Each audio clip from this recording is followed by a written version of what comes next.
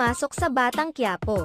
Nagbigay ng pahayag ang bitter-anang aktres na si Judy Ann Santos, hinggil sa napapabalitang mapapasama sa teleserye ni Coco Martin na Batang Quiapo. Sa launching ni Judy Ann Santos bilang bagong endorser ng milk brand na Alaska, naitanong sa kanya kung gusto ba niyang pumasok sa Batang Quiapo. Ayon kay Judy Ann Santos, nakahanda siyang pumasok at mapasama sa Batang Quiapo sa isang kondisyon. Basta hindi na multiple personality disorder ang character ko. Bakit hindi, pahayag ni Juday. Matatandaan na napanood noon sa Ang Probinsyano, si Judy Ann Santos bilang guest star, kung saan gumanap siya bilang Jane Sebastian, na may multiple personality disorder at isang serial killer. Samantala, puri naman ni Judy Ann si Coco Martin bilang actor at director.